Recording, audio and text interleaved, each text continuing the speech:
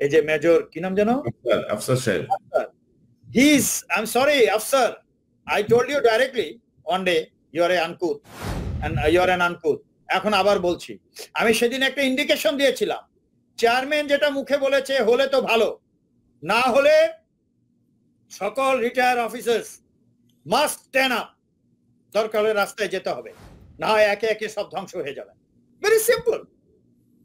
আমি তো এটার থেকে নড়চড় করছি না, এবং জাতি দেখেছে, সারা পৃথিবী দেখেছে, সেনাপ্রধান তারেক সিদ্দিক শেখ হাসিনা আমার সাথে কম্প্রোমাইজ করতে চেয়েছে, আপোষ করতে চেয়েছে, আমি তো করিনি। এমন কিছু তথ্য আছে বা আপনার কাছে এমন কোন ডকুমেন্ট আছে যে ডকুমেন্ট যদি ছেড়ে দেয়া হয় তাহলে ধরেন লোকালি এবং ইন্টারন্যাশনালি এই সরকার কোনো কিছু আর সামাল দিতে পারবে না? আমার কেন যেন মনে হয় যে এরকম কিছু একটা হয়তো আপনি মানে ভ্রমর আর কি, যে দত্তের প্রাণ ভ্রমরা আপনার কাছে আছে হয়তো। না, সব ধর্মে আছে জ্ঞানী ব্যক্তিরা উপদেশ শুনে, কিন্তু মাদার অফ মাফিয়া কেন বলছে? একটা অজ্ঞ কালো ব্যাকগ্রাউন্ডের একটা মহিলা শুনবে কেন ভালো কথা? দর্শক শুভেচ্ছা নিন, আসসালামু আলাইকুম। কনক সারোয়ার সবাইকে স্বাগত জানাচ্ছি আজকের অনুষ্ঠানে। দর্শক, আজকে আমাদের অতিথি আপনাদের অত্যন্ত জনপ্রিয় মুখ, কর্নেল অবসরপ্রাপ্ত শহীদ উদ্দিন খান। শহীদ ভাই, আপনাকে স্বাগত জানাচ্ছি আজকের আলোচনায়। জি, আসসালামু আলাইকুম, থ্যাংক ইউ ভেরি মাচ। ওয়ালাইকুম আসসালাম শহীদ ভাই। দর্শক, আজকে আমরা কথা বলবো, আপনারা জানেন যে সাম্প্রতিক সময়ে আমাদের সেনা প্রধান একটি বক্তব্য দিয়েছেন, অপপ্রচার হচ্ছে, প্রপাগান্ডা হচ্ছে এসব বলে, সে বিষয়টি নিয়ে আমরা আলোচনা করব। রাওয়া ক্লাবের অবসরপ্রাপ্ত সেনা কর্মকর্তা যে রাওয়া ক্লাব, সেই রাওয়া ক্লাবের যে কমিটি ভেঙে সেখানে যে কেন্দ্রের শাসন প্রতিষ্ঠা করা হয়েছে, রাওয়া ক্লাবকে যে নিয়ন্ত্রণে নিয়ে আসা হয়েছে, সে বিষয়টি নিয়ে আমরা কথা বলবো। পাশাপাশি আমাদের শহীদ ভাইয়ের গলায় আরেকটি ফুলের মালা যুক্ত হয়েছে, তাকে শহীদ ভাই, আপনাকে অভিনন্দন। গতকাল 9 বছরের কারাদণ্ডের দণ্ডিত হয়েছেন। যাবজ্জীবন কারাদণ্ডের পরে এটি তার দ্বিতীয় মামলার রায়, তাই তো? দ্বিতীয় মামলার রায়। তো প্রথম ছিল 5 বছর, গতবার সেটা। হ্যাঁ, এটা তৃতীয় মামলা রায়, 5 বছর যাবজ্জীবন। আরেকটা আসতেছে, জাল টাকা, ওটা হয়তো আগামী সপ্তাহে আসবে। আমরা আপনার এই বিষয়টা নিয়ে শুরু করি। দর্শক, আমরা একটু এই সংক্রান্ত যমুনা টেলিভিশনের একটু সংক্ষিপ্ত নিউজটা দেখে আসি। সেনাবাহিনীর চাকরিচ্যুত সাবেক কর্নেল শহীদ উদ্দিন খানকে অবৈধ সম্পদ অর্জন ও কর ফাঁকির মামলায় 9 বছরের কারাদণ্ড দিয়েছেন আদালত। গত বছর কর বিভাগ থেকে অবৈধ সম্পদ অর্জন ও কর ফাঁকির মামলা করা হয়। সকালে মহানগর দায়রা জজ আদালতে এই রায় দেওয়া হয়। মামলার অভিযোগে বলা হয়, আসামি শহীদ উদ্দিন চাকরিরত থেকে এবং চাকরিচ্যুত হয়ে অবৈধ সম্পদ অর্জন করেন। কর বিভাগে সেসবের কোনো ট্যাক্সও জমা দেননি। তো এই যে বলা হচ্ছে আপনি কোনো ট্যাক্স জমা দেননি, আমার কিছু লাইন মনে পড়ছে। আমাদের বিদ্রোহী কবির যে একটা কবিতা ছিল, বলবীর বল উন্নত মম শির, শির নেহারি আমারই নত শির, ওই শিখর হিমাদ্রির বলবীর। আরেকটা আছে, উদয়ের পথে শুনিকার বাণী, ভয় নাই ওরে ভয় নাই, নিঃশেষে প্রাণ যে করিবে দান, ক্ষয় নাই তার ক্ষয় নাই। দিস প্রিন্সিপালস, এগুলো কোরআনেও আছে। You understand? My point is, এই যে বলবীর যে কথাটা বলেছি, উন্নত মমশির, আপনি কি বিএমএ তে গেছেন কখনো? Bangladesh military academy. জি জি জি জি। আচ্ছা, যেখানে আমাদের ট্রেনিং হয়, ঠিক বিএমএ এর আমাদের বিল্ডিং এর পিছনেই আছে হলো, আমরা ওটার নামে হলো উন্নত মমশির, পাহাড়ের নাম। অনেক বড় করে লেখা আছে, ট্রেন থেকে দেখা যায়, রাস্তা থেকে দেখা যায়, অনেক দূরের থেকে দেখা যায়। এবং আমাদের বিএমএ এর যে ফরমেশন সাইন, সেখানেও উন্নত মমশির আর মধ্যে আর্মির তরল ওগুলো আছে। তো পয়েন্ট ইজ, তো এবং আমরা বারে আমি বলি, কনস্টিটিউশনকে সামনে রেখে রক্ষার জন্য, আমরা কোরআনকে সামনে রেখে কনস্টিটিউশনকে রক্ষার জন্য আমরা শপথ গ্রহণ করি। সেই শপথ কিন্তু আমি সারা জীবন মেনটেন করেছি চাকরি জীবনে। There is no bloody trace of anything of that nature. How to talk about tax ফাঁকি? সাইফুর রহমান সাহেব যখন ছিল বিএনপির অর্থমন্ত্রী 91 to 96, তিনি তখন করেছিলেন একটা, যে সবাইকে দিতে হবে, কি বলে, ট্যাক্স রিটার্ন জমা দিতে হবে, ট্যাক্স আসুক আর না আসুক, ঠিক আছে? that has started throughout the country. And 97-এ এই মাদার অফ মাফিয়ার যে গভর্নমেন্ট হলো 97-এ সেটাকে আবার রিফাইন করে বলা হলো সেনাবাহিনীর লোক ট্যাক্স রিটার্ন জমা দিবে এবং তারা ট্যাক্স দিতে হবে না, যদি ট্যাক্স আসে তাহলে দিবে, যদি ব্যক্তি সম্পত্তি বা বাবার সম্পত্তির থেকে পেয়ে থাকে, if anything of that nature comes that they will pay, otherwise দিতে হবে না। পরবর্তীতে আবার করা হয়েছে, মেবি আমার চাকরি থেকে রিটায়ার করার কিছুদিন আগে করা হয়েছে যে সেনাবাহিনীর অফিসাররা যে বেতন পায় সেটার থেকে, অফিসার না সবাই সে বেতন পায় সেটার থেকে ট্যাক্সটা দিবে, তারপরে আবার এটা ট্যাক্স রিটার্ন করে দিবে সরকার, যেহেতু ওই অ্যামাউন্টটা ট্যাক্স অ্যাবল হয় না, সামথিং লাইক দ্যাট। আমি জানি না বর্তমানে কি আছে।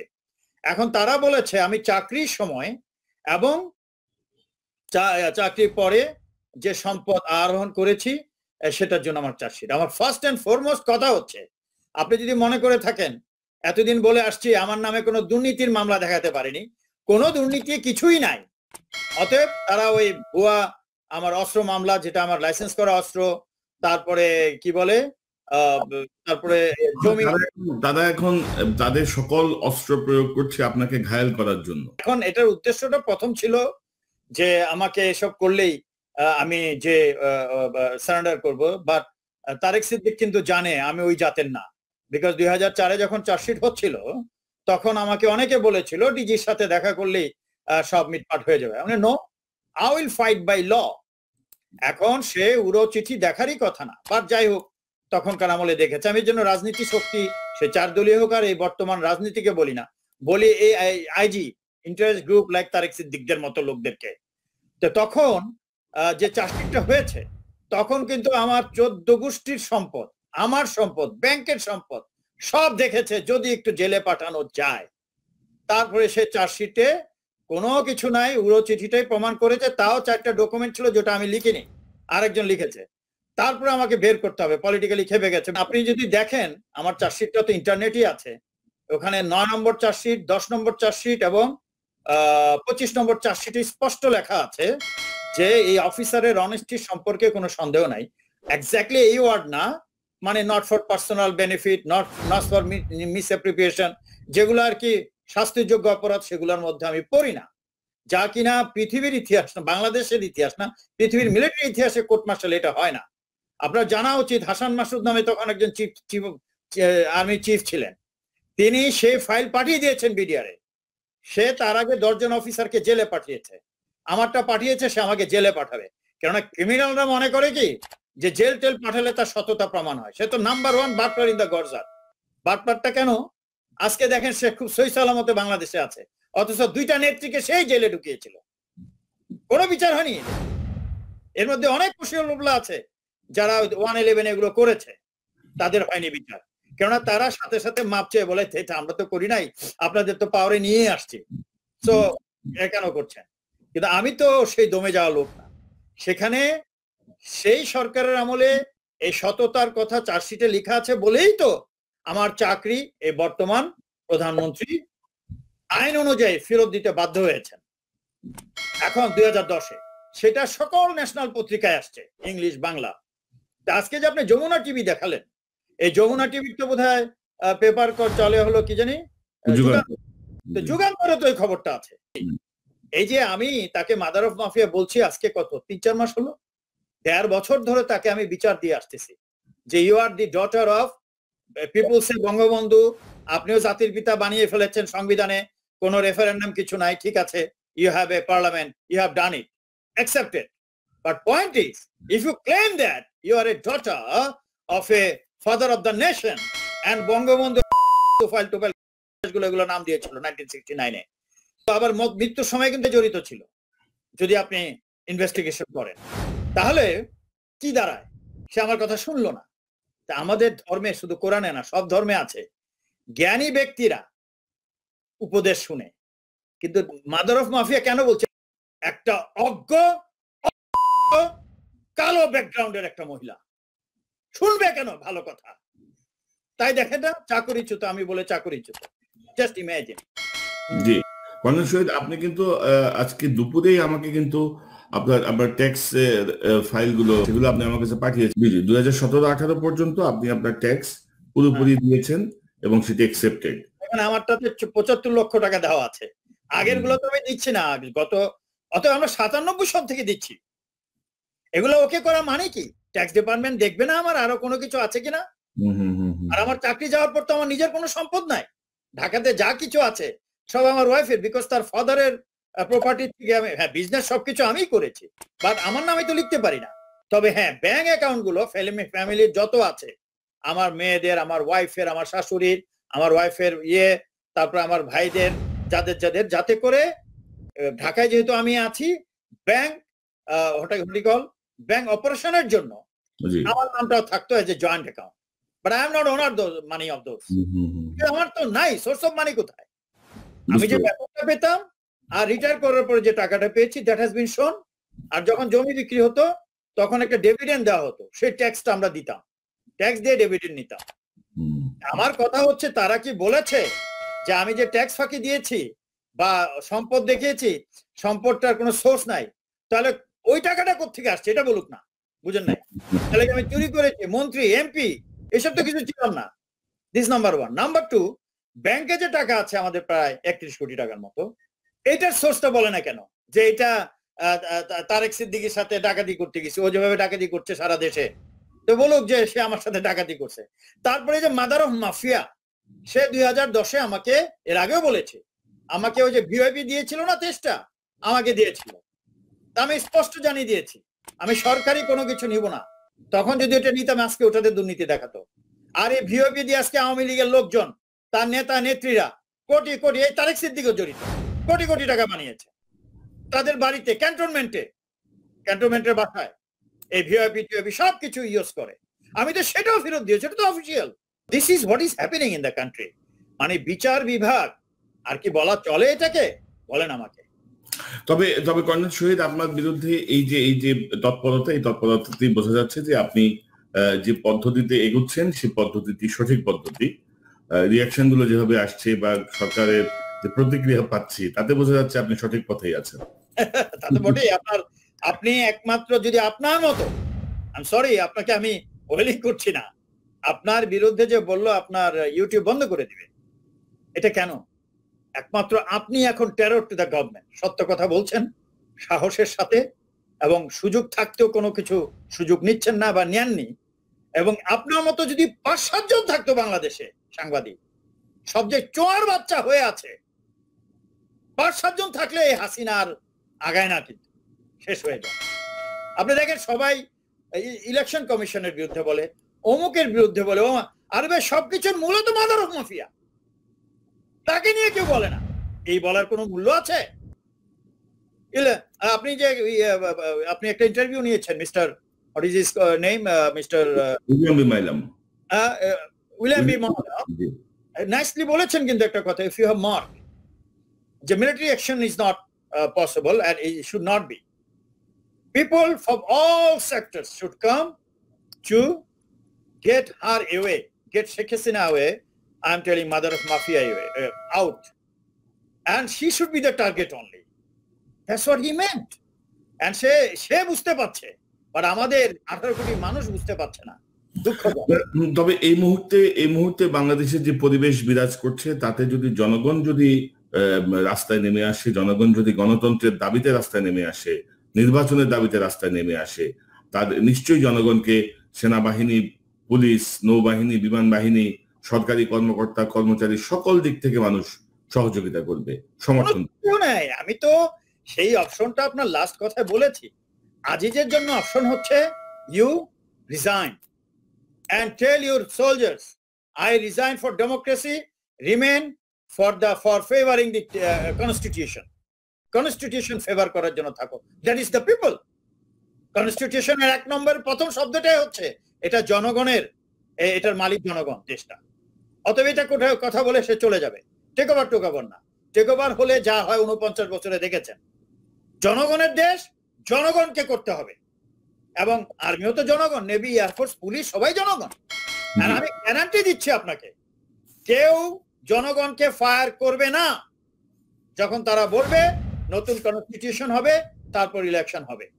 আই এম গ্যারান্টিং ইউ, মানে আমার আপনি একদিন প্রশ্ন করেছিলেন what is my authority, where is my right, যেটা আপনি এটা লিড করার চেষ্টা করছেন। আপনাকে আবারও জানিয়ে দিচ্ছি, আমার রাইট হচ্ছে আমি একটা প্রসিজিওর ফলো করেছি, মিলিটারি স্ট্র্যাটেজি যেটা বলে, বা ব্যাটল ড্রিল।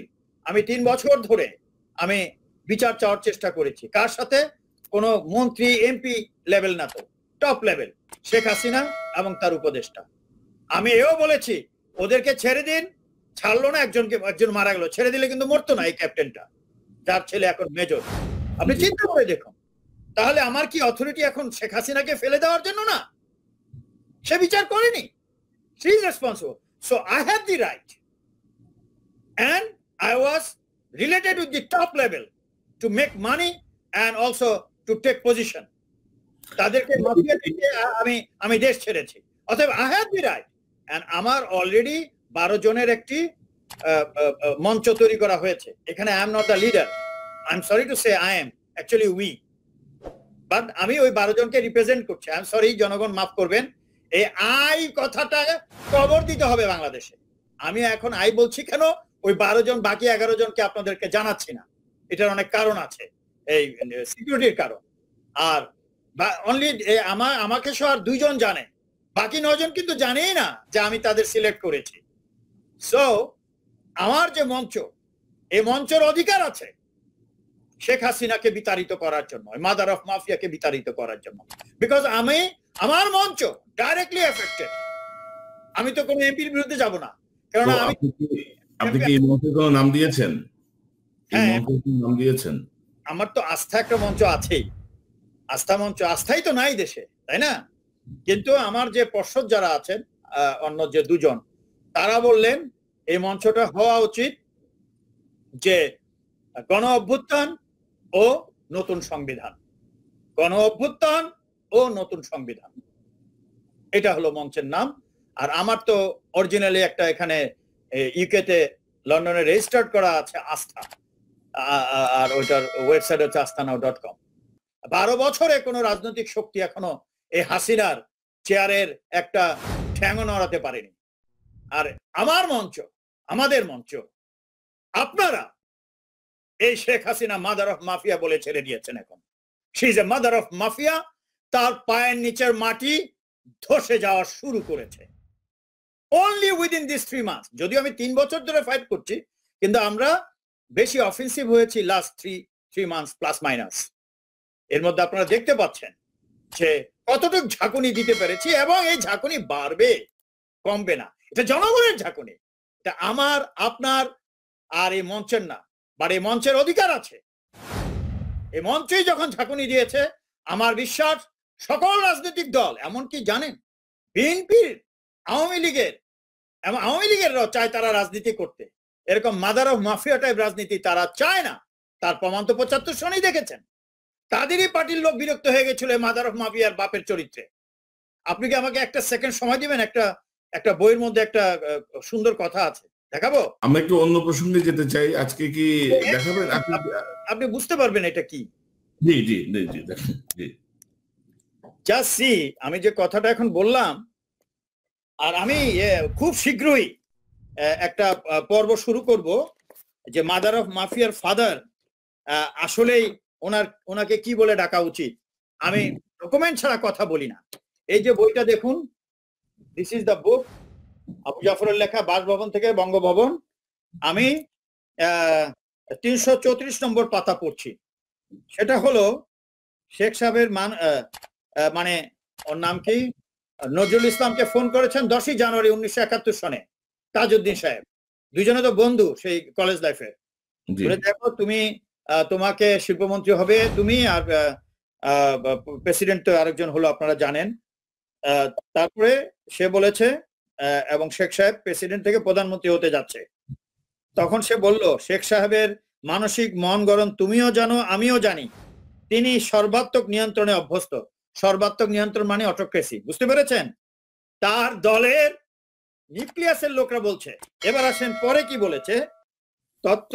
তার উত্তরে তাকে আমি বলি, তোমার সিদ্ধান্ত সঠিক। এটা বলতেছে কে? এটা বলছে সৈয়দ নজরুল ইসলাম। নামমাত্র প্রেসিডেন্টের ভূমিকা পালন শেখ সাহেবের শুধু চরিত্র বিরুদ্ধে হইবে না, বরং উহা হইবে অভিনয় বিশেষ, কেননা ক্ষমতার লোভ তাহার সহজাত।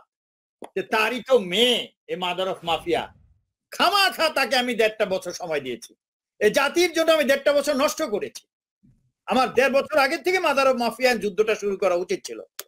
আরে ভাই, একটা জিনিস তো কনফার্ম যে you will die, but Shahid Khan will die, rather my পরিষদ will die with honour and dignity.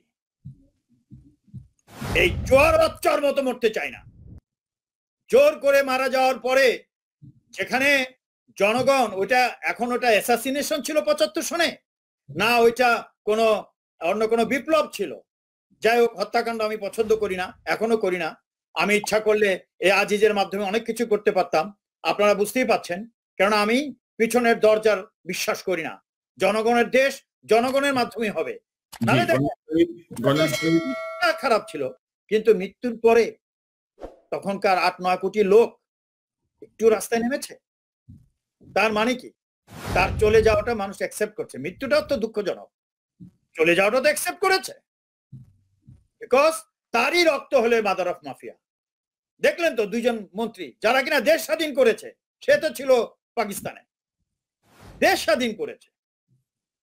তো এই যে কনসেপ্টটা দেশ স্বাধীন, আমেরিকান রিভলিউশন আর বাংলাদেশের খুব মিল আছে। এটা নিয়ে আমি পর্বের পর পর্বে একটু বলতে চাই। জনগণ জানতে চায়, নিউ জেনারেশন মনে করে কি মাদার অফ মাফিয়ার ফাদার ওয়াজ এ ফেরেশতা, কিন্তু তাদেরই দলের লোক কি বলেছে এটা জনগণকে, নিউ জেনারেশনকে জানানো। আমাদের কি পরিকল্পনা আছে আপনার পিএইচডি থিসিস এবং বাংলাদেশের যে ইতিহাস, এই 2 মিলিয়ে আমরা বিস্তারিত 2-3টা পর্বে তুলে ধরার চেষ্টা করবো প্রকৃত ইতিহাস, যেহেতু আপনি এগুলো নিয়ে পড়াশোনা করেছেন, গবেষণা করেছেন।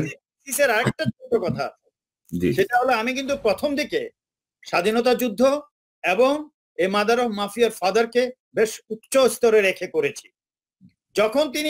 আমি যখন বিচার চেলাম, এত পত্র লিখলাম, বিচার তো দূরের কথা, কর্ণপাতই করলেন না। আমার লোক মারা গেল, লুটপাট করে আমাকে কি বানালো, কি তালেবান, তারপর কিসের সব আমি চাঁদা দিই, আর আমাকে বানালো হলো কি বলে ওটাকে যেন সন্ত্রাসী, কেস দিল। এখন তো যাবজ্জীবন সব দেখতে পাচ্ছেন। তাহলে কি দাঁড়ায়? তখন আমি ইউনিভার্সিটিতে চিঠি লিখলাম যে give me more 2 years time. আমি আরো 2 বছর সময় পারি, জাস্ট পিএইচডি হয়ে যাচ্ছিল। 2 বছর সময় নিয়ে তখন আমি চেষ্টা করলাম আসলে এই মাদার অফ মাফিয়ার রক্তে কি আছে। তখন আমি নিউট্রালি দেখতে শুরু করলাম যে মাদার অফ মাফিয়ার বাবার আসল ব্যাকগ্রাউন্ড কি। তখন আমার অনেক বই আনতে হয়েছে দেশে বিদেশ থেকে, এই 2 বছরে শেষ করলাম। নাহলে কিন্তু মাদার অফ মাফিয়ার ফাদারকে আমি মোটামুটি তার যে ভিজিবল ভুলগুলো ছিল শাসনকামলে আমলে সেগুলোই করেছি, কিন্তু অনেক কিছু দেখতে আছে যা কিনা আজ পর্যন্ত মানুষ এগুলো প্রকাশ করেনি, সেগুলো আমি বের করেছি। এই জন্য আমার 2টা বছর সময় বেশি লেগেছে। কেননা নিশ্চয়ই আমরা আরো বিস্তারিত জানবো আপনার কাছ থেকে, ডকুমেন্ট সহ, তথ্য প্রমাণ সহ আপনি তুলে ধরবেন দর্শকদের জন্য। তো সাম্প্রতিক সময়ে কি গতকালই আপনার পোস্টমেট বন্ধু, না বন্ধু, এই একটা জিনিস ভুল আছে কিন্তু। এনিওয়ে, আপনি কি বলতে চান বলেন। যদি আপনাকে দোস্ত বলে, সেটা টেলিফোনে যখন কথা বলেছে, this is fine, but you see what is my ultimate. তাহলে আমরা বন্ধু না বলে আপনার পোস্টমেট এবং দোস্ত। হ্যাঁ, বলেন বাংলাদেশ মাদার অফ মাফিয়ার আরেকশো। তো তিনি গতকাল আর্মি ডেন্টাল কোরের একটি অনুষ্ঠানে, পতাকা প্রদান অনুষ্ঠানে একটি বক্তব্য রেখেছেন। সেখানে তিনি আপনি সহ যারা নানা বিষয় নিয়ে লিখছেন, ফেসবুকে কথা বলছেন, বিশেষ করে আমাদেরকে টার্গেট করা হয়েছে, সেনাবাহিনীকে বিরুদ্ধে প্রোপাগান্ডা চালাচ্ছে এরকম বলা হয়েছে। তো তার বক্তব্যটা আমি 2 ভাগে ভাগ করেছি, আমরা একটু শুনি তার বক্তব্যটা। প্রথম অংশ, বিজয়ের এই মাসে আমি অত্যন্ত সশ্রদ্ধ চিত্তে মাননীয় প্রধানমন্ত্রীর বলিষ্ঠ নেতৃত্বকে স্মরণ করতে চাই, কারণ তার ঐকান্তিক প্রচেষ্টায় সকল জল্পনা কল্পনার অবসান ঘটিয়ে সকল ষড়যন্ত্রকে নস্যাৎ করে নিন্দুকের মুখে কালিমা লেপন করে আমাদের স্বপ্নের পদ্মা সেতু পূর্ণাঙ্গ দৃশ্যমান হয়েছে। এখন সময়ের ব্যাপার মাত্র, যখন পদ্মার বুক চিরে এই সেতু দিয়ে রেল সহ সকল যানবাহন চলবে। বাংলাদেশ বিশ্বের বুকে গর্ব করার মতো একটি মাইলফলক রচনা করার দ্বার প্রান্তে। করোনা মহামারী মোকাবেলায় যেখানে উন্নত বিশ্বের অনেক দেশ হিমশিম খেয়ে দিশেহারা হয়ে পড়েছে, সেখানে বাংলাদেশের মতো জনবহুল একটি দেশ করোনা মোকাবেলায় ঈর্ষণীয় সাফল্য দেখিয়েছে। তো এই যে দুটি বিষয় উনি বললেন, বিং এ আর্মি চিফ, ওনাকে পদ্মা সেতু নিয়ে কথা বলা বা করোনা মহামারী, এই বক্তব্যটা আপনি কিভাবে দেখেন? এই যে তৈলমর্দনের যে বিষয়টা আপনি করছেন, ওই যে আপনি আমেরিকান একটা চিফের যে দেখিয়েছিলেন না, we take oath to the constitution, not to people. This is called military. চির উন্নত মমশির আমি প্রথম শুরু করেছি যেটা দিয়ে। এরা তেল না তো, এগুলো চোর বাটপার কথা এইভাবেই বলবে। কিসের মাননীয় প্রধানমন্ত্রী করেছে, সে করেছে? আসল কথা বল না যে 10-12 বছর লেগেছে এই করতে, এবং অন্যান্য ইকোনমিস্টরাও কিন্তু এই কথা বলতেছে। এখন এটা নিয়ে ব্যবসা শুরু হয়ে গেছে, পদ্মা ব্রিজ। এখনো যে 1-2 বছর না কত লাগবে তা আল্লাহ জানে। ভাইরাস নিয়ে কথা বললো, বাংলাদেশের যে সংখ্যা, মৃত্যু সংখ্যা দেখাচ্ছে না, প্রত্যেকটার সাথে 2টা করে 0 দেবেন আপনি। কোথায় টেস্ট? কোনো টেস্ট নাই। এই রিসেন্টলি শুরু করেছে। 18 কোটি লোকের দেশ, সেখানে আপনি টেস্ট দেখান 50,000, 1 লক্ষ, সেটার থেকে দেখাচ্ছেন 28 জন 30 জন মারা গেছে। Have you tested the whole nation? এটা বলে না কেন? শেখ হাসিনা জানে মরে সাফ হয়ে যাক, কিচ্ছু আসে যায়। সে তো বাঙালি মরলে খুশি হয় এখন মনে হচ্ছে আমার, আর্মি মরলে আরো খুশি হয়, বিকজ তার বাবাকে আর্মিরা মেরেছিল। উপস্থিত সফলতার মাঝেও কিছু বিশেষ স্বার্থান্বেষী মহল বিগত কয়েক মাস যাবৎ দেশ ও জাতির গর্ব বাংলাদেশ সেনাবাহিনীকে নিয়ে হাস্যকর প্রপাগান্ডা ও রিউমার ছড়িয়ে বিরাজমান স্থিতিশীল পরিস্থিতিকে অস্থিতিশীল করার অপচেষ্টায় লিপ্ত রয়েছে। বোঝা উচিত, বাংলাদেশ সেনাবাহিনী অতীতের চেয়ে অনেক বেশি পরিপক্ক, প্রশিক্ষিত এবং পেশাদার সেনাবাহিনী, যাদেরকে এত প্রপাগান্ডা ও রিউমার ছড়িয়েও বিন্দুমাত্র বিভ্রান্তি সৃষ্টি করা সম্ভব হয়নি। ইনশাল্লাহ আগামীতেও পারবে না। এজন্য আমি সকল স্তরের কমান্ড চেইনকে ধন্যবাদ জানাচ্ছি এবং আগামী দিনগুলোতে সকলে এই ধরনের প্রপাগান্ডা, রিউমার জাতীয় অপপ্রচারের বিরুদ্ধে সতর্ক থাকার নির্দেশ প্রদান করছি। তো এই যে ধরেন গুজব, প্রপাগান্ডা, তারপরে হচ্ছে রিউমার, আমরা কি কোনো রিউমার বা প্রপাগান্ডা করেছি নাকি? আমরা কি সেনাবাহিনীর ভিতরে অস্থিতিশীল করার কোনো চেষ্টা করছি নাকি কিছু? তাহলে আমরা তো শুধুমাত্র তার একটি টেলিফোন কথোপকথন, তার স্বকণ্ঠে তিনি যে কথাগুলো বলেছেন সেনাবাহিনীর বর্তমান অবস্থা নিয়ে, সেগুলো তুলে ধরেছি। তো আপনি কি মনে করেন? আপনার প্রতিক্রিয়া জানবো। তার আগে বক্তব্য যেখানে প্রকাশ হয়েছে সামাজিক যোগাযোগ মাধ্যমে, সেখানকার নিচে প্রায় 600 কমেন্টস আছে। সেখান থেকে আমি কয়েকটা কমেন্টস দেখাতে চাই, পড়ে শোনাতে চাই। একজন লিখেছেন যে গ্রামের চৌকিদার যখন সেনাবাহিনী প্রধান, লিখেছেন তিনি তো বাংলাদেশের সেনাবাহিনীর না, ইত্যাদি ইত্যাদি, শেখ হাসিনার দিল্লি রেজেন্ট। তারপর বলছেন যে সেনাপ্রধান যখন রাজনৈতিক নেতার মতো বক্তব্য দেয় তখন আর কি বলার থাকে। একজন বলছেন যে এটা সেনাবাহিনী নাই, এটা দলীয় বাহিনী। একজন বলছেন চাচা তো দেখি রিডিং পড়া জানে না, 3 বাহিনী প্রধান হলো কিভাবে। একজন বলছেন 57 জন আর্মি কর্নেল মেরে ইত্যাদি, এই লোকগুলো আসছে শেখ হাসিনাকে প্রোটেক্ট করতে, কথাও ঠিক মতো বলতে পারে না, এদেরকে কে পদক দিল। একজন বলছেন যে আমি বুঝলাম না ইনি কি সেনাপ্রধান নাকি আওয়ামী লীগের নেতা। একজন লিখেছেন খুব খারাপ লাগতেছে, অযোগ্য লোককে যোগ্যতার চেয়ারে বসিয়ে রাখা হয়েছে। একজন লিখেছেন 2 মিনিট 11 সেকেন্ডের বক্তব্যে 8 বার থেকে গেছে, 8 বার থেকে গেছে। তারপর একজন লিখছেন উনি কি বাঙালি? যদি তাই হয় তাহলে বাংলা পড়তে এমন সমস্যা হওয়ার কি কারণ? একজন লিখেছেন কি হাস্যকর সেনাপ্রধানের বক্তব্য, যেমন সরকার তেমনি সেনাপ্রধান। তো অর্থাৎ দিয়ে দিয়েছেন আর কি। এই তো মানে ঠিক কথাই বলেছে, তো বাংলাই পড়তে পারছে না। আমার টেলিফোনের কথা দেখেন না, ইয়া টেকা, ওকে কিন্তু 2014-তে বলছি তুই you please change, you are now general, what is this ইয়া টেকা and what you talk, I don't know. তুই ইংলিশ তো পরের কথা, বাংলাই তো ভালো মতো কথা বলতে পারিস না। আই ইউজ টু টেল হিম। তো সে 2014 থেকে অনেকে বলেছে কি সে আমার বন্ধু হিসেবে ফোন করেছে। এই যে আনকুত যারা এইসব কথা বলেন, একটু ভেবে বলেন। আমি তার সাথে কথা বন্ধ করেছি 2 বছর, বলতে গেলে 2014 থেকেই তাকে আমি রিজেক্ট করেছি, যখন সে চুরি শুরু করেছে। তারপরে সে তারেক সিদ্দিক তার ওয়াইফের সাথে মিলে আমাকে তারেক সিদ্দিক থেকে দূরে সরিয়েছে। আর তারেক সিদ্দিক ভুল করে তার ট্র্যাপে পড়েছে, এখন তারেক সিদ্দিকও চক্করে আছে এই আজিজের চক্করে। এখন সে যে কথাগুলো বলেছে, সে আমাকে ফোন করেছে, ঠিক আছে, তাও কি 4-5 বার মেজর মতির মাধ্যমে, আমারই আরেক কোর্সমেট রিটায়ার। তারপরে আমি কি বলেছি দেখেছেন, তার কথা বলার স্টাইল দেখেছেন। সে যে বলে প্রোপাগান্ডা তো ওই করেছে টেলিফোনে।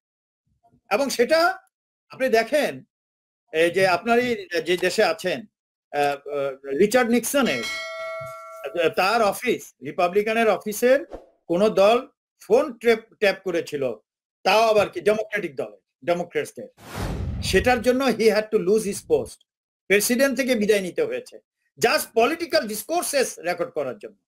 আর আমাদের দেশে সেনাপ্রধান, চাকরিরত সেনাপ্রধান, সব ধরনের ক্রাইম, শেখ হাসিনা, প্রেসিডেন্ট, তারেক সিদ্দিক, জিয়াউল হাসান সবার সম্পর্কে বলল, কিছুই নাই। সেই দেশের সেনাপ্রধান, mother of mafia Tarek Siddique, এমনকি যারা আশেপাশে যত সাংবাদিক দেখছেন, এদের স্ট্যান্ডার্ড তো এই হবে, বাট এই স্ট্যান্ডার্ড না। সে বলছে আজকে বাংলাদেশের সেনাবাহিনী অনেক প্রফেশনাল। তাই যদি হবে, তোমার ভয় কিসের? প্রফেশনালরা তো বোঝে কোনটা প্রোপাগান্ডা, কোনটা সত্য। আর তুমি আমাকে ফোন করেছে কেন? আমার কথাবার্তা তাদের কোনায় কোনায়, ঘরে ঘরে পৌঁছে গেছে। আর কর্নেল শহীদ, আরেকটা বলি, পালসের সৃষ্টি হয়েছে বলেই তো ইউ ওয়ান্টেড টু, তোমাকে তো শেখ হাসিনা বলেছে শহীদকে চুপ করা, they wanted to get my favor or একটা কম্প্রোমাইজ করতে চেয়েছো, এই জন্যই তো ফোন করেছে। কর্নেল শহীদ, আরেকটা বিষয় হচ্ছে যে আমরা তো সেনাবাহিনী নিয়ে তো আর কিছু বলি নাই। সেনাবাহিনী নিয়ে মূল বিষয়টি বলেছেন আজিজ সাহেব, এবং আমরা শুধু তুলে ধরেছি যে শীর্ষস্থানীয় কয়েকজন কর্মকর্তা কিভাবে সেনাবাহিনীকে ব্যবহার করে লুটে পুটে দিচ্ছে এবং কিভাবে আইন এবং সংবিধান বিরোধী কাজের সঙ্গে তারা যুক্ত। তো আমাদের যে সৈনিক থেকে ধরেন আপ টু ব্রিগেডিয়ার লেভেল পর্যন্ত, আমি তো মনে করি 99.99% এগুলোর সঙ্গেই নাই। অনেক মেজর জেনারেল, লেফটেন্যান্ট জেনারেল ভালো আছে, চোর আজিজ তার আশেপাশে, সেটার মধ্যে লেফটেন্যান্ট কর্নেলও আছে 2-1টা, আবার ব্রিগেডিয়ারও আছে 2-1টা। হিজ এ টিম। হাসিনারও যেমন আপনার চোর বাটপার গুলা, পলিটিশিয়ানদের সে কাজ করে না, তো পার্টি চালায় না, চোর বাটপার নিয়ে চালায়। So আজিজেরও same. কোট্রি কথাটা কোত্থেকে আসছে? কোট্রি, আইজিস, আমি যে নাম দিয়েছি, ইন্টারেস্ট গ্রুপস, এগুলো নিয়ে চলে। কিন্তু সেনাবাহিনী যে প্রফেশনাল, বহুত আগের থেকে এই সেনাবাহিনী যুদ্ধ করেছে, যুদ্ধ অর্গানাইজ করেছে, এবং সরকারের অধীনে, মাইন্ড ইউ, এই সেনাবাহিনী সরকারের অধীনে কিন্তু যুদ্ধ করেছে, ঠিক আছে। এবং যে একটা ভ্যাকুয়াম ছিল, এই যে মাদার অফ মাফিয়ার ফাদারের আসার আগ পর্যন্ত, সেনাবাহিনী যদি অত খারাপ হতো তখনই তো টেক ওভার করতে পারতো। এসব তো করেনি। সেনাবাহিনীকে নিয়ে যে এখন আজকাল অনেকে বলে, আজিজকে দেখে বলে যে সেনাবাহিনী ইলেকশনটা করতে দেয়নি। আরে ভাই, অতীত জানেন না কেন? এটা একজনকে দিয়ে করেছে। শেখ হাসিনা জানে সংবিধান যেভাবে আছে আর সেনাবাহিনীর আইন যেভাবে আছে, ওই প্রথম উপরেরটাকে ঠিক রাখলে বাকি সব ঠিক। বাকিরা কান্না করছে। আমি বললাম না, আমাকে বলছে যে আমরা দেশের সেবা করতে পারলাম না ইলেকশনে, আমাদেরকে ক্যাম্পে লক করা হয়েছে। তো সেনাপ্রধান অর্ডার দিয়েছে, তো কনস্টিটিউশন তো সে কাভার দিচ্ছে না। সেনাপ্রধান যে আইনে আছে, বর্তমান আইন, এগুলো তো চেঞ্জ করবে না আমাদের মাফিয়ারা, বুঝতে পেরেছেন? অতএব আমরা, সে যে কথাগুলো বলেছে, সেই দুর্নীতির কথা বলেছে, টাকা ভাগাভাগির কথা বলেছে, গুম খুন হত্যার কথা বলেছে, সেই তো সব বলেছে। সেগুলো আমরা জাতির কাছে তুলে ধরলাম যে প্রমাণ তো এটাই। সেই জায়গায় Sheikh Hasina without taking any action, তার মানে কি হি ইজ অলসো ক্রিমিনাল। ভবিষ্যতে এটার উপরে তো শিল বি হ্যাং, যদি বেঁচে থাকে। আমি চাই উনি বেঁচে থাকুক, ওই ফাঁসি হবে, ফাঁসি বিচারের মাধ্যমে তার পৃথিবী থেকে যেতে হবে, নাহলে এই দেশ কখনো মুক্তি পাবে না। এই সবগুলোর ফাঁসি হওয়া উচিত এই প্রমাণের উপরে। আপনি তো জানেন, ফরেন্সিক রিপোর্টও হয়ে গেছে, সব সত্য, যেটা আজিজের গলা এবং ফোনগুলো সব সত্য, এখানে মিথ্যার কিছু নাই, ক্লিয়ার। এবং কিছুদিন পরে তো বাংলাদেশ কেন, সারা পৃথিবী দেখবে ইংলিশ বাংলা বিভিন্ন ল্যাঙ্গুয়েজে। তবে তবে আজিজ সাহেবের উচিত ছিল আমাদেরকে একটা ধন্যবাদ দেয়া, কারণ নাহলে গত 13ই ডিসেম্বরই ওনার শেষ দিন হতো, উনি যদি হ্যাঁ। প্রধানমন্ত্রীর কার্যালয়ে যেতেন। এবং এবং আবার বলে কি আমরা নাকি গুজব রটাচ্ছি, এই যে কথা। আমরা তো তাকে একরকম বাঁচিয়ে দিয়েছি ওই দিন, উনি হ্যাঁ। যাননি শেষ পর্যন্ত। এবং উনি যদি আপনার পরামর্শ যদি এখনো ধরেন, এখনো ধরে ইমান নিয়ে তো মরতে হবে, ইমান নিয়ে মরার যে বিষয়টা আপনি বলেছেন, হ্যাঁ। যে শেষ কাজটা যেন ভালো হয়। শেক্সপিয়ার বলেছে he loves best who loves last. শেষ ভালো তার, সব ভালো তার, শেষ ভালো যার। ঠিক আছে? আর আল্লাহ তো কোরআনে বলেছেন, সব ধর্মের বইতেই আছে, যে ইমান নিয়ে মরে যেও পৃথিবী থেকে, come back to me with ইমান, বা মুসলমান ইসলামের জন্য। আজিজ সাহেব যদি এখন গণতন্ত্রের পক্ষে যদি ভূমিকা রাখেন, নিশ্চয়ই, এবং আপনি যে কথাটি বললেন যে উনি যদি পদত্যাগ করে বলেন যে আমি গণতন্ত্রের জন্য আমি এই পদ থেকে পদত্যাগ করলাম, তোমরা সারা দেশে হাজার হাজার লোক রাস্তায় চলে আসবে। জি, সেই দিন কোনো অভ্যুত্থানের দরকার নাই। আর হাসিনার জন্য অপশন কি? সে ওই মাফিয়া গুলোকে ধরবে আর আমাদের পর্ষদটাকে ডাকবে, she will be security and safety will be 100% ensured. যদি এটা না করে, কিন্তু কাজ একটা, ওটা হবেই, this will take place।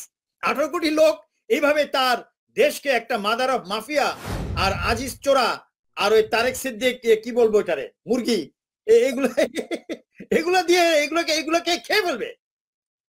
এ বাঙালি জাতি একবার খেয়েছে, অত্যন্ত ভদ্র জাতি, তো এই জাতি সময় দেয়, যখন খেপে, যেমন চসেস্কর যে ঘটনা ঘটেছে সেটাই হবে।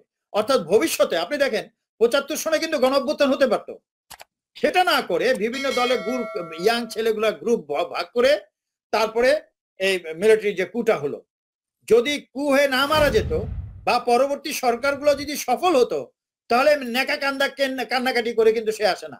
এই না যে সে তার পপুলারিটি নিয়ে আসছে, সাবসিকুয়েন্ট গভর্নমেন্ট গুলা সেরকম সফলতা আনতে পারেনি বলেই সে কান্নাকাটি করে তারপরে আসছে। না, তিনি এসেছেন, হিজাব পড়েছেন, তিনি জনগণের কাছে ক্ষমা চেয়েছেন, অতীতে যা হয়েছে ক্ষমা চেয়েছেন, বলেছেন ভবিষ্যতে আর হবে না, এবং তিনি তার প্রতিশ্রুতি ক্রমাগতই ভেঙে চলেছেন। এখন আর এগুলো বলারও কিছু নাই। হত্যাকাণ্ডের জন্য মানুষের একটা ফিলিংস থাকে, জি, অতএব হত্যাকাণ্ড is not a good option. অবশ্যই যদি হতো আজকে এই দেশ, এরা যে মিথ্যা কথা বলে সিঙ্গাপুর ক্রস করে যেত, we would be at par with the western economy। এত দেরি লাগে না ইকোনমি স্ট্রং হতে। কিন্তু অর্থাৎ মাদার অফ মাফিয়ার যে মেয়ের জামাই অ্যারেস্ট হয়ে আছে না, শুনেছি নাকি আবার অন্য দেশে নিয়ে গেছে। তারপর সে তাড়াতাড়ি যে তার মেয়েকে ডিভোর্স করিয়ে আলাদা করেছে, যাতে করে এই পুতুল না মেয়ের নাম, হ্যাঁ, যাতে করে চার্জশিটের মধ্যে না পড়ে। এগুলো সব আসবে, সময় আছে। মাদার অফ মাফিয়া, মাপ চেয়ে মাদার অফ ডেমোক্রেসি হও। তুমি বলো আমি পারিনি আমার ছেলের জন্য, আমি পারিনি আমার মেয়ের জন্য, আমি পারিনি তারেক সিদ্দিকের জন্য, আমি পারিনি আমার ছোট বোনের শয়তান রেহানার জন্য। সো আমি চেয়েছি গণতন্ত্র করতে পারিনি, বাট এখন আমি একটা অপশন আছে, যেটাই এই মঞ্চ বলেছে যে গণ অভ্যুত্থান ও নতুন সংবিধান। অতএব তিনি যদি করেন গণ অভ্যুত্থান বাদ নতুন সংবিধান, শান্তি। যদি না করে বা আজিজ না করে, গণ অভ্যুত্থান এবং নতুন সংবিধান, ডেমোক্রেসি হ্যাজ টু কাম। এটা তো ডেমোক্রেসি একটা দেশ। তবে কর্নেল শহীদ, আমার একটা অবজারভেশন আছে যে ধরেন সেনা প্রধান আজিজ সাহেব যে বক্তব্য রাখছিলেন, আমি আজিজ সাহেবের আগের দু একটা বক্তব্য দেখলাম যে ওনার কিন্তু বাংলা কিন্তু ভালো, উনি কিন্তু এক্সটেম্পোও ভালো বলেন। আমি যদি আপনাকে একটু দেখাই, এবং আপনি নির্বাচনের কথা যেটি বললেন, আমি ছোট দুটি ক্লিপ যদি আপনাকে দেখাই। সেনাপ্রধান হিসেবে আমি একটা জিনিসই বলবো, যে আমিও তো একজন এই দেশের নাগরিক। তারপরেও আমি এই সপ্তাহে গত 5-7 দিন যাবৎ সারা দেশ ঘুরে যতটা হলো অভিজ্ঞতা আমার যেটা হয়েছে, আমরা বিগত 47 বছরে এত একটা কাম এবং পিসফুল পরিবেশ কিন্তু আমরা দেখিনি। ইলেকশনের মাত্র হলো একদিন বাকি, এরকম কিন্তু বিগত বছরগুলোতে কিছু না কিছু সহিংসতা হয়েছে। এবারও যে একদম হয় নাই তা না, বাট এটার সংখ্যা হলো খুবই কম। সেনাপ্রধান এই ধরনের বক্তব্য দিতে পারে না। He is subjected to the military law. সে এই বক্তব্য রাখতে পারে না। He has not been authorized to speak like this, like a political man. তবে ওনার এই বক্তব্যে কিন্তু কোনো জড়তা নাই, কিন্তু উনি দেখে দেখে পড়তে পারতেছে না যে যে অংশটায় বিশেষ করে প্রোপাগান্ডা বা গুজবের কথা আছে। যেটা উনি বলেছেন এটা তার চোদ্দ বৃত্তির সাথে সম্পৃক্ত। ওখানে তাদের বাধা হয় না তো, চুরি করতে, খুন করতে, লুটপাট করতে এদের স্পিড এত বেশি। দেখেন না সেনাপ্রধান হয়ে গেছে, অত ওই ক্ষেত্রে তাদের মুখ বন্ধ হবে না তো, কারণ এগুলো মুখস্থ, এগুলো করে করে অভ্যস্ত তারা। চুরি, বাটপারি, জনগণকে ফাঁকি দেওয়া, এখানে তার দেখে পড়ার দরকার নাই তো। এটা হলো তার, ওই যে বলে না মানুষ ইনস্টিংক্টিভ নাকি কি বলে এটাকে, বেসিক ইনস্টিংক্ট যেটা বলে, আরেকটা হলো সোশ্যাল ইনস্টিংক্ট। তো বেসিক ইনস্টিংক্ট তো আপনি জানেন, যেমন গরুর বাচ্চাটা হওয়ার সাথে সাথে how does he or she knows that মার বুকের দুধটা কোথায় আছে। আর সোশ্যাল আর কালচারাল ইনস্টিংক্ট হচ্ছে the way he or she has been grown up. তো সে একটা এই ধরনের মানুষকে ফাঁকি দেওয়া, চর্যবৃত্তি করা, লুটপাট করা, মানুষ হত্যা করা, এটাতে সে তার ইনস্টিংক্ট গ্রো করেছে। এখানে তার মুখে বন্ধ হবে না তো, এখানে সুন্দর মতো কথা বলবে। হ্যাঁ, যেমন আপনি দেখেন মাদার অফ মাফিয়া যখন কান্নাকাটি করে, সে কিন্তু জানে না তাকে একটা একদম মানে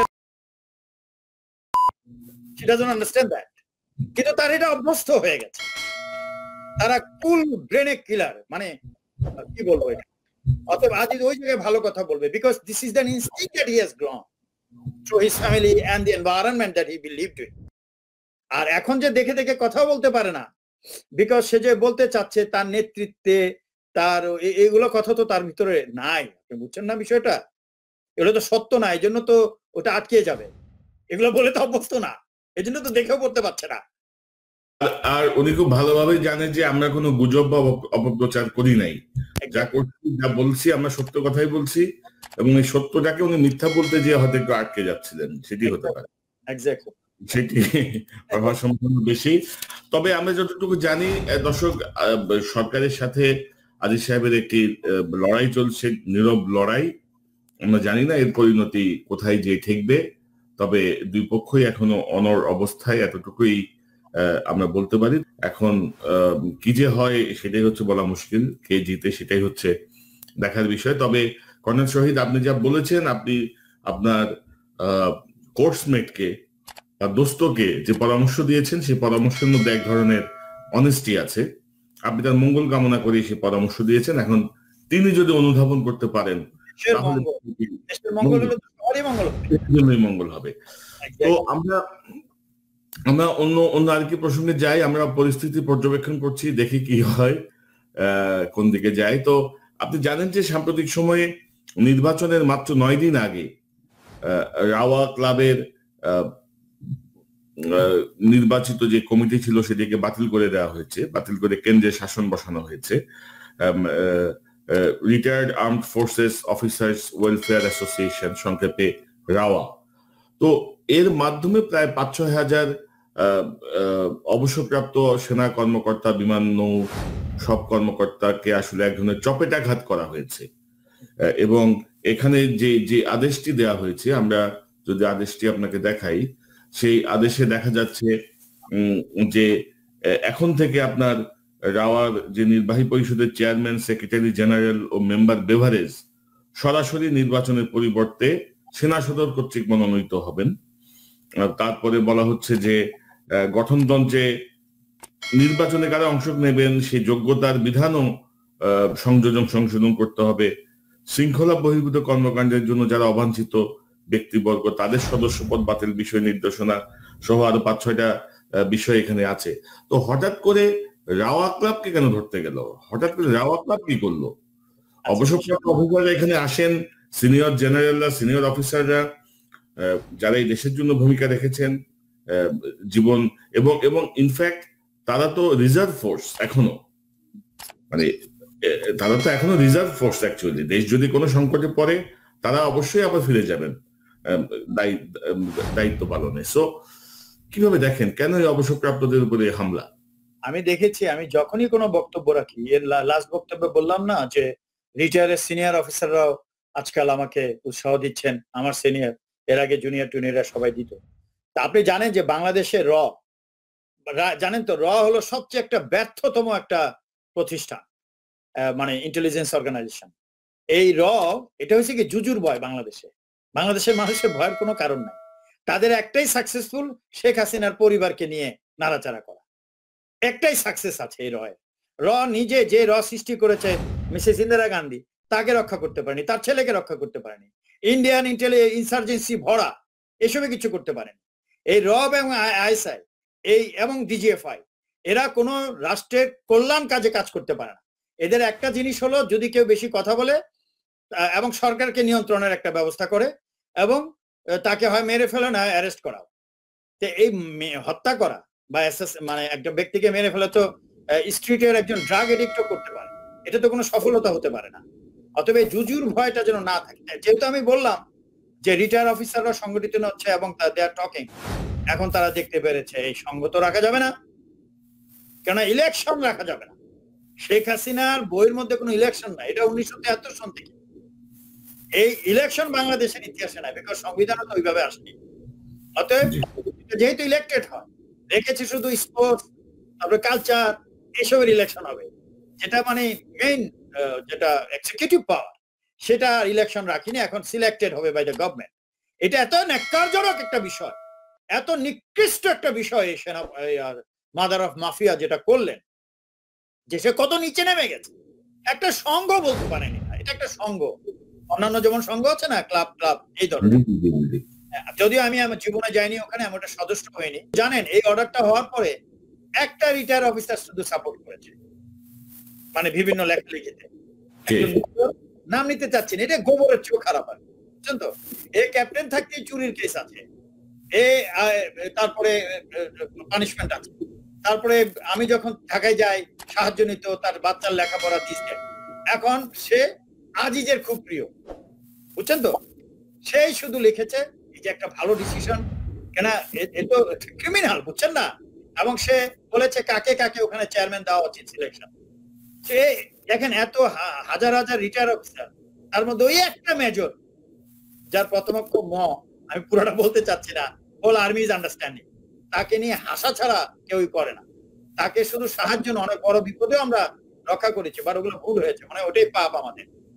যাই হোক, আফটার অল এবং সেই স্বীকার করে এইটা করাতে হলো কি আরো বেশি করে সংগঠিত হবে। তবে আপনি যেটি বলছিলেন, এই যে আপনি বলেছেন যে অবসরপ্রাপ্ত অফিসাররাও সংগঠিত হচ্ছে, আপনার সঙ্গে যোগাযোগ করছে, তো আপনার ব্যাপারে শেখ হাসিনা বা তারেক সিদ্দিকীর এত ভীতি কেন? অর্থাৎ তারা আপনার বিষয়টা নিয়ে তারা কেন এতটা চিন্তিত? It's very simple. থ্রেট পারসেপশনটা কি, যে আপনি টিকবেন কি টিকবেন না। সো যখনই আপনি থ্রেট পারসেপশন, যখন আপনি অ্যাপ্রিসিয়েশন বলি আমরা আর্মিতে, আপনি যখন সিচুয়েশন অ্যাপ্রিসিয়েশন করবেন, তখন তো বুঝতে পারবেন হু আর থ্রেটেনিং ইউ নাও। বাংলাদেশের বিরোধী দল তো সব কম্প্রোমাইজ আল্লাহর রহমতে। তো এখন একমাত্র ব্যক্তি আমি, ন্যাশনালি এন্ড ইন্টারন্যাশনালি, আমি যৌক্তিকভাবে বুঝাতে পারছি। একটা ইন্টারন্যাশনাল মিডিয়া আপনাকে নিয়ে কখনোই আপহোল্ড করবে না unless they know about it. আমাকে ইন্টারন্যাশনাল মিডিয়া তখনই আর্টিকেল বা তাদের মিডিয়াতে নিয়েছে, তারা পুরো ইনভেস্টিগেট করেছে আমার সম্পর্কে, কোর্ট মার্শালটা কেন হয়েছিল, তিনি আসলে কোন চরিত্রের। তারপরে তো এত নাম করা পৃথিবীর 1 নম্বর এরা মিডিয়া বলতে পারে।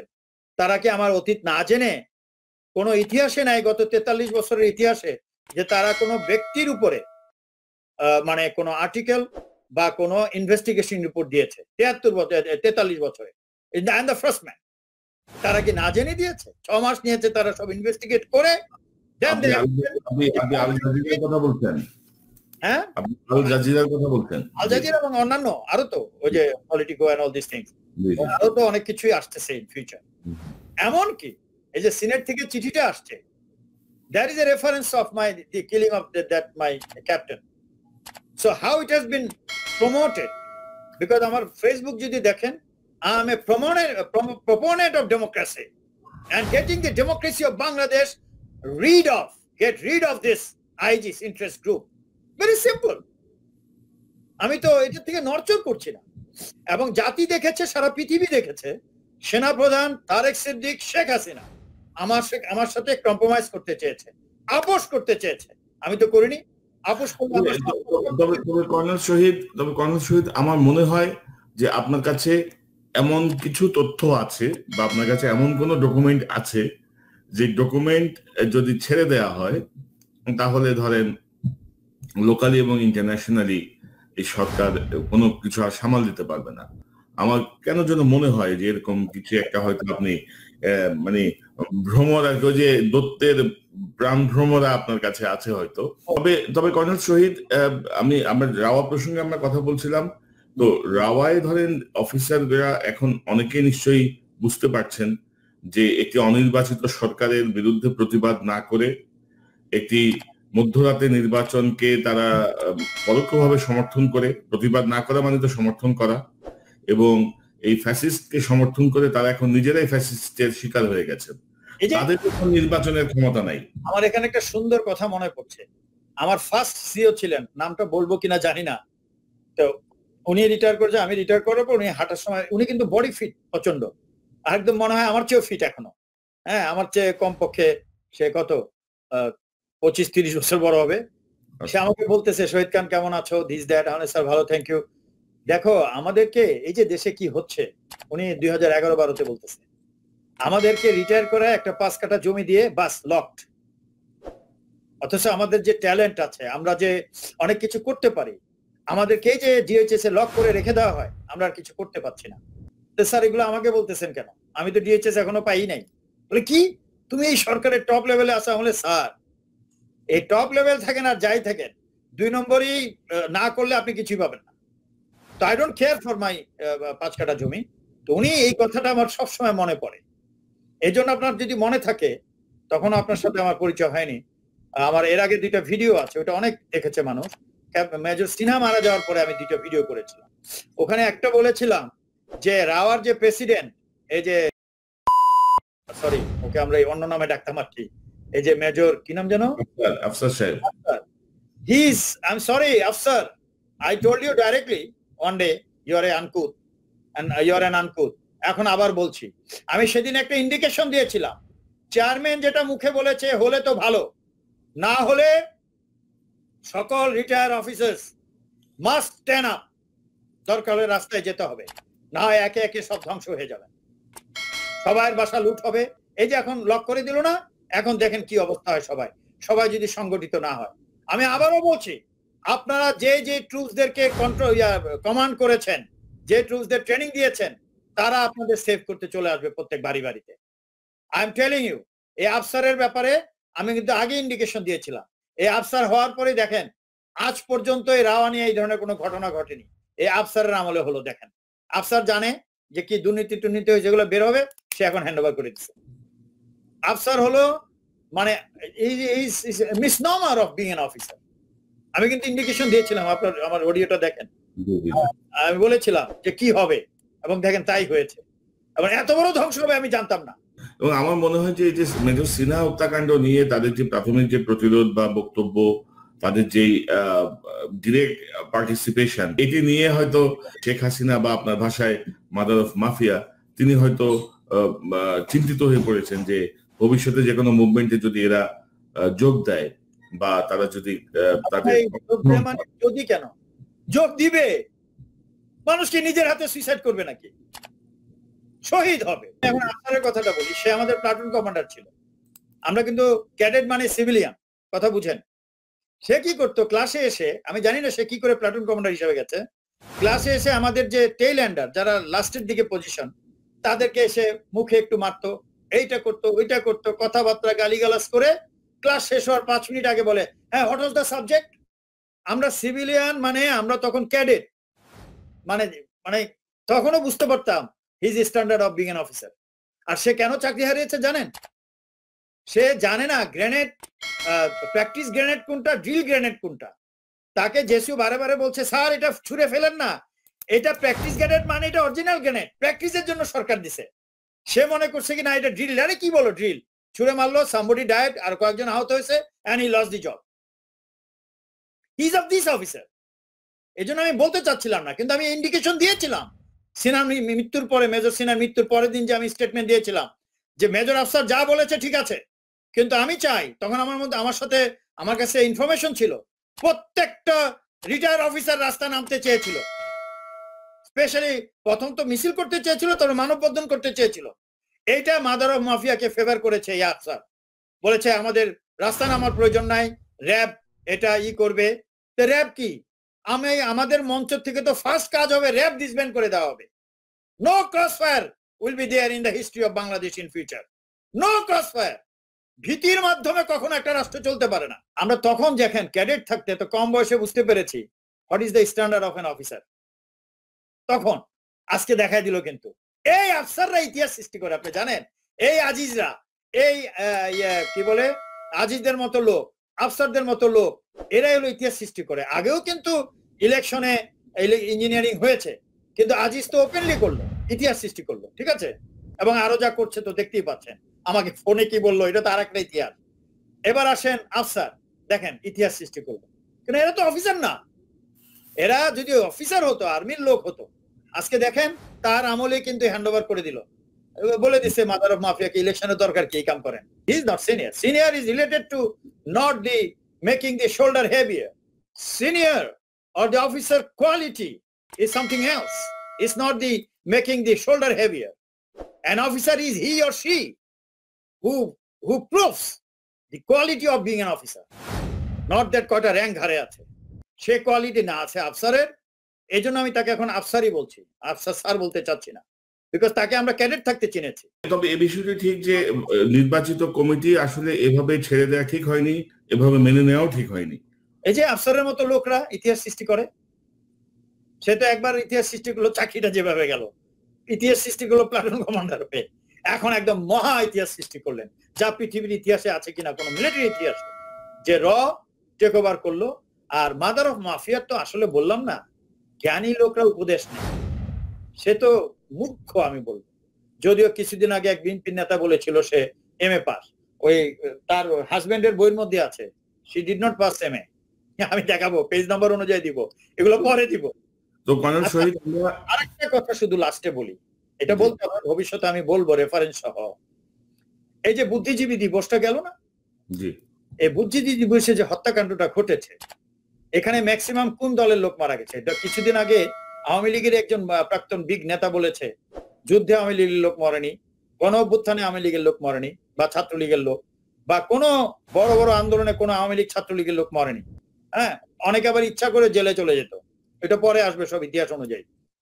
এখন এই আপনার এই যে বুদ্ধিজীবীদের যে হত্যা করা হয়েছে 14 তারিখে, আগে পিছে মিলিয়ে, এর আগে থেকে করেছে, কিন্তু ম্যাক্সিমাম ওখানে কি আওয়ামী লীগের কোনো মারা গেছে রিমার্কেবল আপনার মনে আছে? ম্যাক্সিমাম লেফট অ্যান্ড কিছু নিউট্রাল বা সাহিত্যিক, এরা যারা কিনা সাহিত্য নিয়ে কথা বলতো। আওয়ামী লীগের নোংরা রাজনীতি আগেও ছিল। এখন ডক্টর ওয়াজেদ তো বুদ্ধিজীবী, এতে তো কোনো সন্দেহ নাই, উনি তো পিএইচডি করেছেন পাকিস্তান আমলে, ঠিক আছে। সো তিনি সম্পূর্ণ ঢাকায় ছিলেন, তার ওয়াইফ এই মাদার অফ মাফিয়া ঢাকায় ছিলেন, পুত্র জয় হলো জুন মাসে। এবং ওরা যদি এত বুদ্ধিজীবী মারে, তো এই লোকও তো বুদ্ধিজীবী ছিল। How he সারভাইভড? সে তো ইসে চাকরি করতো তখন, জানেন আপনি, গাড়িতে পরমাণু কমিশনে চাকরি করতো। আরো কি আছে, এটা কিন্তু কোনো গল্পের থেকে বলছি না, ওনার বইয়ের মধ্যে। এবং মাদার অফ মাফিয়ার যে দাদা দাদি এই যুদ্ধের মধ্যে স্পেশাল গাড়ি পাঠিয়ে গোপালগঞ্জ থেকে এনে ট্রিটমেন্ট করেছে পিজি হাসপাতালে, তৎকালীন পিজি হাসপাতালে। যুদ্ধের মতো এত সেফলি তারা থাকলেন কোন কনসেপ্টে? এটার জবাব তো দেশবাসী একসময় দিতে হবে। কি উদ্দেশ্যে? কি ভবিষ্যৎ প্রধানমন্ত্রী হচ্ছে পাকিস্তানের, এই জন্য পাকিস্তানিরা গার্ড দিত? বুদ্ধিজীবী যদি হত্যা হয়ে থাকে, তাহলে ওয়াজেদ সাহেব তো একদম মানে মেইন টাউনই ছিলেন, তার হত্যা হয়নি কেন? তো কে হত্যাগুলো ঘটিয়েছে জাতি জানবে সময় মতো। বুঝতে পেরেছেন? জি কর্নেল শহীদ, আমরা আলোচনা অনেক লম্বা হয়ে গেছে, আমরা শেষ দিকে, আমরা আজকের আলোচনা শেষ করতে চাই। আমি একটি খবর পেয়েছি যে আপনার সাবেক ব্যবসায়িক পার্টনার জেনারেল তারেক সিদ্দিক সস্ত্রীক হয় আজকে লন্ডনে পৌঁছেছেন, অথবা আগামী কাল বা পরশুর মধ্যে পৌঁছাবেন। তো অতীতে তো তিনি নিশ্চয়ই আপনার বাসায় দাওয়াত খেয়েছেন, আমরা ছবিও দেখেছি। এবার কি হবে? এবার আপনি তাকে কিভাবে আপ্যায়ন করবেন ভাবছেন? না, আফটার অল তো সিনিয়র অফিসার।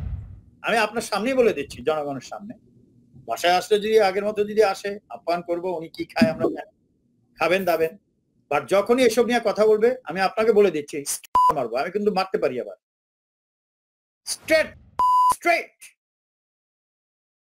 এন্ড আমি হ্যান্ড ওভার করে দিব পুলিশের কাছে। আর যদি as a senior he comes, welcome. As a Muslim গেস্টকে অবশ্যই সার্ভ করব, সবকিছু করব। আর আমরা তো এখনো অনেক কিছু বলিনি, তার সন্তান টন্তানদের বাড়ি ঘর যেখানে আছে সেখানে সে যা শেখ হাসিনা যে আমার ট্যাক্সের দিল আর ওর মেয়েদের যে বাড়ি ঘর ওগুলো তো ডকুমেন্ট সহ আছে আমাদের কাছে, কোটি কোটি টাকার বাড়ি কিনেছে, কোথায় পেয়েছে এগুলো আমাদের সময় পাচ্ছি না। দেখেন আমাদের তো সংসারও চালাতে হয়, আপনারও চালাতে হয়, আমাদের তো এইসব নিয়ে মানে উইল টক অফলি। তো মানুষ শহীদ, আপনাকে অসংখ্য ধন্যবাদ আপনার মূল্যবান সময়ের জন্য। নিশ্চয়ই আমরা আবারও কথা বলবো। ভালো থাকুন, আবার কথা হবে ইনশাআল্লাহ। জি, thank you very much. Thank you very much. আপনারা যারা এতক্ষণ এই অনুষ্ঠান দেখলেন, আপনাদের সবাইকে ধন্যবাদ জানাচ্ছি। আমরা বেশ কয়েকটা বিষয় নিয়ে আলোচনা করলাম, অনেক বিস্তারিতই আলোচনা হয়েছে। আশা করি আপনারা এই আলোচনার মর্মার্থ বুঝতে পারবেন। দর্শক ভালো থাকুন, আবারও দেখা হবে ইনশাআল্লাহ। আসসালামু আলাইকুম।